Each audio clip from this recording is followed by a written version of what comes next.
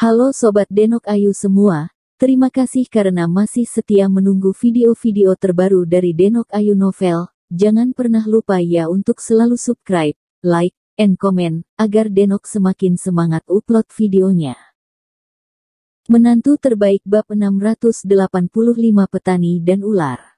Lin Yu sedikit terkejut ketika dia mendengar kata-kata itu, lalu mencibir dan berkata dengan dingin, jika organisasi seperti Dr. Sisuan dapat memasuki aula elegan dan menempati posisi penting dalam komunitas pengobatan Tiongkok, maka sungguh lelucon yang besar, obat Cina yang memalukan. Melalui beberapa tindakan Sekte Suanyi sebelumnya, Lin Yu dapat melihat bahwa Sekte Suanyi memiliki gagasan untuk keluar dari arena dan mendominasi kembali seluruh komunitas pengobatan Tiongkok. Oleh karena itu, aktivitas penggalangan dana ini mungkin tidak hanya Chu Yunxi yang berusaha menarik perhatian, tetapi Sekte Suanyi juga dapat berharap untuk mempromosikan reputasinya dan memperluas pengaruhnya melalui aktivitas ini. Ya, sial. Kudengar anak ini sepertinya menyumbang 10 digit, jadi aku benar-benar berhasil. Li Qianzuo tidak bisa membantu tetapi memarahi dengan marah, jika bukan karena momen kritis perusahaan kami, saya khawatir ada masalah dengan rantai modal, saya harus menyumbang lebih dari dia. Meski kedengarannya 1 miliar tidak seberapa untuk perusahaan besar mereka yang terkenal seperti China, ini adalah donasi, dan berbeda dengan donasi sebelumnya, jumlah donasi kali ini didonasikan untuk militer, dan harus disumbangkan pada hari yang sama. Kalau dulu penggalangan dana, donasi korporasi bisa mencapai ratusan juta sekaligus, hampir semuanya bintang. Apalagi yang disebut donasi ratusan juta ini wajib dicicil, bahkan ada perusahaan yang bisa tertunda hingga beberapa tahun. Oleh karena itu, perusahaan yang dapat mengeluarkan dana 1 miliar dalam satu waktu tanpa mempengaruhi operasional perusahaan mereka. Melihat seluruh Huaxia, saya tidak dapat menemukan beberapa. Bahkan Li Group, grup komersial terbesar di Beijing, tidak dapat melakukan ini, salah satunya karena mereka menghabiskan terlalu banyak uang untuk proyek bioteknologi dan meminjam terlalu banyak pinjaman bank. Proyek bioteknologi belum selesai. Pembelian peralatan dan kepegawaian semua membutuhkan banyak uang. Dan sebentar lagi obat yang dikembangkan oleh Lin Yu melalui Sansuan Essence akan diproduksi secara massal dan juga membutuhkan banyak uang. Dukungan, jadi setelah kalkulasi terperinci, Li Qianzue sekarang dapat menghasilkan jumlah 1 kali yang berdampak kecil padanya, yaitu 3 hingga 5 miliar. Faktanya, jumlah donasi ini sudah mencapai puncak dari semua pengusaha di ibu kota, tetapi Chu Yunxi memulai dengan 1 miliar yuan sebelum dia muncul. Mereka benar-benar tidak bisa bersaing dengan Chu Yunxi. Ya, begitu banyak uang memang sangat tidak terduga. Li Qianying tidak bisa membantu tetapi mengerutkan kening dan berkata dengan curiga, sejauh yang saya tahu, Yunxi Group juga agak ketat dalam hal arus kas setelah berinvestasi dalam pembangunan proyek rekayasa biologi. Mustahil untuk memiliki andil sebesar itu. Ya, saya tidak bisa memahaminya. Bukankah mereka perlu mengeluarkan uang untuk peralatan? Li Qianzue bergumam dengan wajah yang luar biasa. Dia adalah bos sebuah perusahaan, dan dia secara alami tahu betapa sulitnya menjalankan perusahaan. Seharusnya dokter misterius yang membantunya. Lin Yu menyipitkan matanya sedikit dan berkata dengan nada tertentu. 1 miliar adalah uang yang banyak untuk perusahaan manapun di China, tetapi mungkin bukan masalah besar bagi organisasi seperti Suanyimen yang meminum darah manusia dan menghisap sumsum manusia, dan menghasilkan banyak uang karena ketidaktahuan. Organisasi yang menganggap uang sebagai nyawa ini mampu mendonasikan begitu banyak uang sekaligus, dan terbilang langka. Tampaknya dokter misterius ini bertekad untuk mengukir namanya melalui acara penggalangan dana ini. Jiarong, jika benar-benar tidak berhasil, aku akan memikirkan cara untuk melihat apakah ayahku dapat meminjam dari teman-teman lamanya, setidaknya kita harus mengalahkan anak ini. Li Qianhui berkata dengan marah, dia tahu bahwa kontes dengan Chu Yunxi ini mungkin terkait langsung dengan pengembangan masa depan proyek teknik biologi Li. Meskipun skala proyek bioteknologi Chu Yunxi sekarang lebih kecil, dengan bantuan Suan Yimen, dia memiliki kemampuan awal untuk menantang grup Li mereka. Jika mereka membuat nama untuk acara penggalangan dana ini, mereka akan memiliki grup Li akan sulit bagi mereka untuk mencapai langit jika mereka ingin menekan Chu Yunxi. Oleh karena itu, Li Qianhui tidak ingin kegiatan penggalangan dana ini menjadi titik balik, bahkan jika dia memperjuangkan kekayaannya, dia harus bersaing dengan Chu Yunxi. Saudara Li, saya ulangi, tujuan utama kita kali ini adalah untuk melakukan sedikit dari hati kita sendiri, sehingga para syuhada yang mati untuk negara dapat beristirahat dengan damai di bawah Jiuquan. Ini adalah kontribusi spontan mereka untuk membela kita dan negara. Sebuah jejak rasa hormat, itu tidak digunakan untuk membandingkan tinggi dan rendah, sebuah pertandingan antara musuh dan kita. Jika tidak, itu adalah rasa tidak hormat bagi mereka. Lin Yu jelas tidak setuju dengan ini, dan berkata kepada Li Qianjuo dengan wajah yang berat, jadi, menyumbangkan masalah ini adalah dalam lingkup kemampuannya sendiri. Tidak peduli berapa banyak yang kita sumbangkan, kita akan terbuka dan jujur dan memiliki hati nurani yang bersih. Inilah yang paling penting. Lin Yu juga merasa jijik dengan penggunaan aktivitas para martir ini oleh Chu Yunxi sebagai alat pemasaran.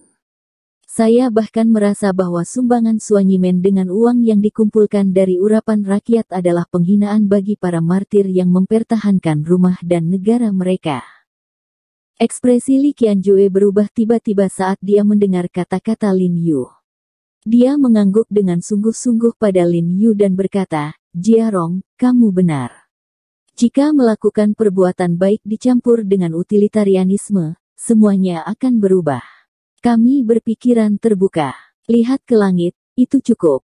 Lin Yu tersenyum dan mengangguk padanya, dan berkata sambil tersenyum, "Saya akan berbicara dengan Zhou Chen, Yuxuan, dan Sue Qin setelah makan malam, dan melihat apakah mereka juga dapat mendaftar untuk acara ini. Berpartisipasilah dalam acara ini. Para martir ini melakukan yang terbaik. Kalau begitu kamu harus mengatakan ini lebih awal." Katanya kali ini kuota dibatasi. Uang ini tidak bisa disumbangkan oleh siapapun yang ingin berdonasi. Li Qianjue dengan cepat mengingatkan Lin Yu sambil tersenyum, lalu menyapa Lin Yu untuk makan sayur. Saat makan, ponsel Li Qianying tiba-tiba berdering. Li Qianying menunduk, kulitnya menjadi hitam sesaat, dan dia menutup telepon.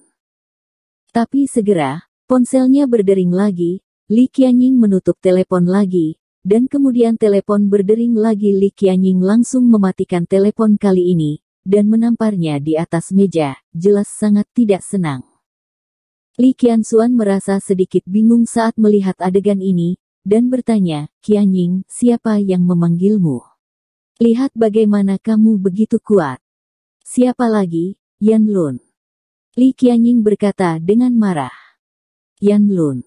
Wajah Li Qianxuo langsung tenggelam ketika dia mendengar kata-kata itu, dan dia berkata dengan dingin, "Kenapa dia masih mengejarmu? Apa kamu tidak mengerti apa yang kamu katakan padanya beberapa waktu yang lalu?" "Ya, tapi dia sangat enggan dan sangat menyebalkan." Li Qianying bergumam dengan tidak sabar, alis halusnya berkerut, wajahnya penuh jijik. Lin Yu menyeringai setelah mendengar ini.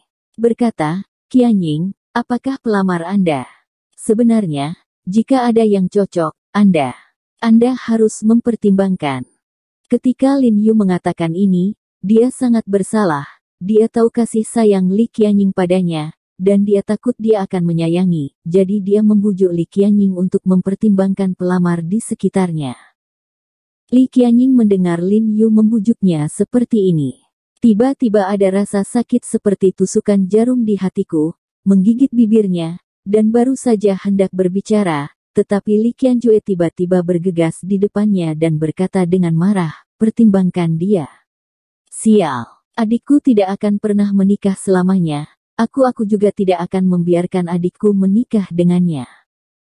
Lin Yu tidak bisa menahan sedikit terkejut melihat Li Qianjue begitu bersemangat dan marah. Dengan penasaran bertanya, "Saudaraku Li, apa yang ketat ini? Apakah karakternya buruk? Ini tidak bagus, itu menyebalkan." Li Qianhui menjadi lebih dan lebih marah, dan berkata dengan marah, "Ini adalah bajingan paling buruk yang pernah saya lihat, jadi izinkan saya memberitahu Anda ini, dia lebih bajingan daripada Chu Yunxi, dan Anda bisa melihat betapa dia bajingan." Pada saat ini, Chu Yunxi, yang berada jauh di kantor grup Yunxi, bersin beberapa keras, dan sambil menyeka hidungnya dengan selembar kertas, dia bergumam, "Ibu, ada seseorang yang memarahiku." Lin Yu melihat Li Qianjue sangat marah. Tiba-tiba dia sedikit penasaran melihat penampilan Li Qianjue yang marah. Sepertinya Yan Lun telah melakukan sesuatu yang benar-benar hati nurani kepada Li Qianying. "Jiarong, kamu bukan orang luar, jadi aku akan memberitahumu saja. Dulu, ada juga keluarga besar di Beijing bernama keluarga Yan. Tahukah kamu?" Li Qianhui berkata dengan wajah tenang. "Keluarga Yan." Lin Yu mengerutkan kening dan berpikir sejenak, lalu mengangguk lagi, dan berkata, saya memiliki kesan." Dikatakan bahwa itu adalah keluarga besar di masa lalu, tetapi kemudian jatuh, kan? Ketika pertama kali datang ke Beijing, ketika Tang Hao membawanya ke bar untuk bermain, dia bercerita tentang keluarga besar di Beijing ini. Di antara mereka adalah keluarga Yan ini. Dia mengatakan bahwa keluarga Yan ini juga merupakan keluarga teratas di Beijing, tetapi kemudian tidak bekerja. "Iya." Li Qianhui buru-buru mengangguk dan berkata, "Sebelum keluarga Yan jatuh, keluarga kami memiliki kontrak pernikahan dengan keluarga mereka. Semacam pernikahan bayi dilakukan oleh para tetua keluarga. Bagaimanapun, pernikahan antar keluarga besar juga sangat penting. Umum." Li Qianzuo berkata bahwa dia melihat Li Qianying dengan kepala menunduk. Meskipun dia tidak mengatakannya dengan jelas, Lin Yu bisa menebak bahwa kontrak pernikahan sebagian besar dibuat untuk Li Qianying dan Yan Lun. "Kemudian keluarga mereka jatuh, dan keluarga kami tidak membenci mereka. Ayahku bersikeras untuk menikahi keluarga mereka sesuai kesepakatan, dan Qianying memang memiliki kesan yang baik tentang dia. Bagaimanapun, aku bermain bersama ketika aku masih kecil." Li Qianhui melanjutkan. Li Qianying di samping memerah, dan buru-buru menggelengkan kepalanya dan mengertakkan gigi sebagai penyangkalan, siapa yang memiliki kesan yang baik tentang dia. Pada saat itu, dia masih muda, tidak masuk akal. "Saya tidak tahu mengapa," kakaknya berkata di depan wajah Lin Yu bahwa dia menyukai orang lain, dan dia tiba-tiba merasakan rasa menyalahkan diri yang menggelincirkan. Lin Yu tersenyum tenang, dan bertanya pada Li Qianzuo, "Paman Li benar-benar menepati janjinya. Saat ini, keluarga Li masih bisa menepati kontrak pernikahan. Jadi keluarga Yan pasti sangat bahagia. Tentu saja, bisakah mereka marah?" Li Qianjue berusaha sekuat tenaga untuk menahan emosinya, hampir meledak di matanya. "Ayahku seperti memberi arang di salju, dan dia juga berjanji untuk membantu Yan Lun mempertahankan karirnya lagi. Yan Lun dan seluruh keluarga Yan bersyukur. Yan Lun bahkan memberi ayahku 3 korek api. Tapi saat itu, kedua anak itu belum cukup besar, jadi tidak mungkin untuk mendaftar untuk menikah. Ini juga membuat adikku cukup beruntung untuk melewatkan hal mengerikan ini." Lin Yu mengangguk, jadi sepertinya ini memang agak tua. "Dengan bantuan kami, keluarga Yan berangsur-angsur membaik, tetapi kemudian keluarga Yan tidak tahu di mana mereka tiba-tiba mendengar bahwa saudara perempuan saya lahir di Pan. Dia hanya memiliki masa hidup lebih dari 20 tahun, jadi keluarga mereka segera bergabung dengan keluarga kami. Mereka membatalkan kontrak pernikahan dan mengatakan bahwa saudara perempuan saya membunuh keluarga Yan mereka. Terutama bahwa Yan Lun juga menyebut saudara perempuan saya hantu berumur pendek, bintang mati, dan mengatakan bahwa saudara perempuan saya membunuhnya." Li Qianjue mengepalkan tinjunya dengan erat, giginya terkatup, Dan jika Yan Lun ada di depannya, dia tidak sabar untuk memotong anak ini langsung ke dalam saus daging. Lin Yu tidak merasa sedikit marah ketika mendengar kata-kata itu. Dia merasa bahwa keluarga Yan terlalu tidak tahu malu. Ketika keluarga mereka jatuh, Li Zhenbei memberikan dukungan keluarga mereka. Akibatnya, mereka menoleh ke belakang dan berbicara dengan buruk. Ular.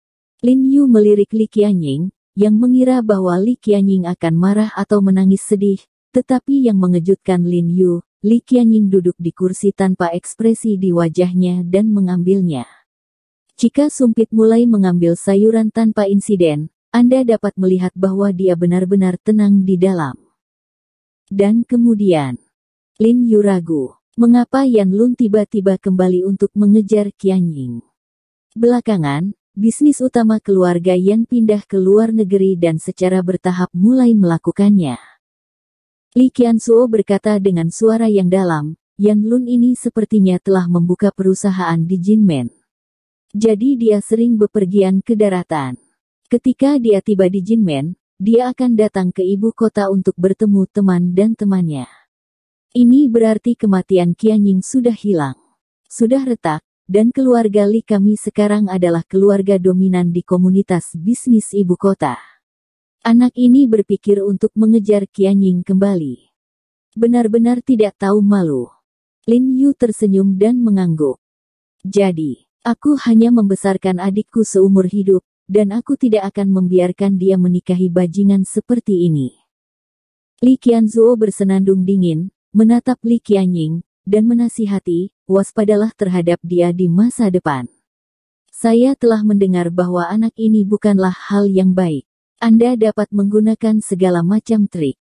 Dia sangat jelas tentang set obat yang diresepkan secara rahasia oleh kakak kelas atas, jadi dia mengingatkan adiknya untuk ekstra hati-hati. Bersambung. Terima kasih sahabat Denok yang sudah mendengarkan video ini. Jangan lupa like, komen, and subscribe ya. Terima kasih.